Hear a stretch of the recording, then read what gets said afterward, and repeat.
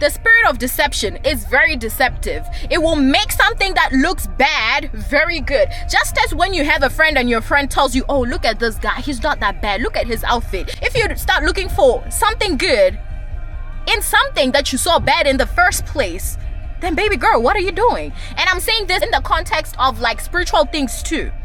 You know that's a sin. Stop looking for like, oh, okay, maybe grace is, no, that's bad. Hi guys, I'm driving to work, but I want to share something. You know, in Ephesians, the book of Ephesians, God gave us an armor, right? The armor of God. And to be honest, I never thought about this until like the pastor mentioned it, that there's a reason why we were given the armor of God. We're at war. Because why would you need an armor if you're not at war? You know what I'm saying? And the Bible tells us that we don't wrestle against flesh and blood, right? But against principalities, against powers, against rulers of the dark places. But I want to say something about the spirit of deception. Y'all, it is until today that I realized that the spirit of deception is really deceptive. I mean, I've been knowing, but like, what I mean is this. Okay, yesterday when I woke up, I prayed, right? And then normally I pray and then go study the word before I go about my day, right? But yesterday I prayed and I went straight to my books because I had to study for an exam, right? So I went straight to my books. I studied for that exam. Normally I do that when I have an exam and I need to touch a few bases, you know. But even after praying, like I just felt like, okay, like the spirit of intercession is upon me. Like I have to pray.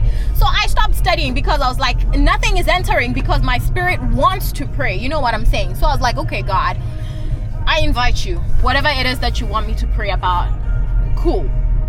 Right? So I invite God and I'm like, okay. So God was like, okay, Faith, I want you to do 1, 2, 3, 1, 2, 3, 1, 2, 3. You know, so I was just in the presence of God and God was telling me, okay, Faith, this is it, right? Tell me why afterwards my flesh is upon me. And this question comes to mind. Did God really say that? Like, think about it. Is that even possible? Like, you're human. But like, I just didn't think too much of the spirit of deception, okay? So I was like, okay, cool. But I was like, nah, God really said that because I'm not crazy. Okay, so that was yesterday. And then today, something else happens. And it's like, you know, it's not that deep. It's not that deep. And at that point, I'm like, God, I need you right now. And the thing with the spirit of deception, like, sometimes it be too louder than the spirit, very, very loud, that you won't feel the presence of God or you won't even hear him. You know what I'm saying? So like, as I am driving now, God reminds me of the fall of man, right? In the book of Genesis 3. Bible in Genesis 2 tells us that God made I believe it's 2:8-9. It's been a while since I read it. But God said God had made every tree, every fruit pleasant to the eye. But now tell me why in Genesis 3, the Bible tells us that Eve saw that this tree was good for food. Every tree was pleasant to the eye. Every tree was made good for food. But when Eve saw that, she was like, yes, damn, this is the one. You know what I'm saying? But as I was reading, I just noticed that there was a word behind that fruit that made it very appealing. Because tell me this, Eve didn't eat and she didn't even care about it. But it is until the serpent said, you will be like God, that it was like, oh, damn, really? So this is good. Eve believed it. Like, she believed that God said not to eat from this tree. But she still did it. Because now it became more appealing because there was a word behind it. I don't know if you guys are getting me. But now I was in my car and I was like, damn, I nearly fell.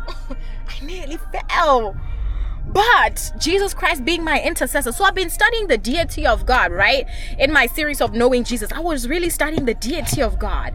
And you know, when God told me what to do and what not to do, he was so concerned. Like, he was very concerned, and he was like, I really felt his voice. He was so concerned that a lot of Christians are just giving in, just you know, because they think that grace is just everywhere. Listen, grace is everywhere. But Romans 6, Paul says, okay, like, should we just keep on sinning just because there's grace? No, you know.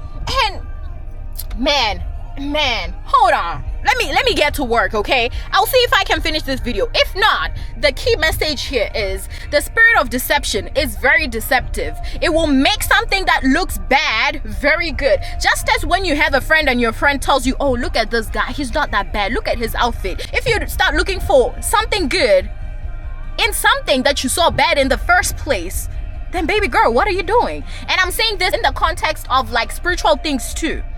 You know that's a sin. Stop looking for like, oh, okay, maybe grace is, no, that's bad. Okay.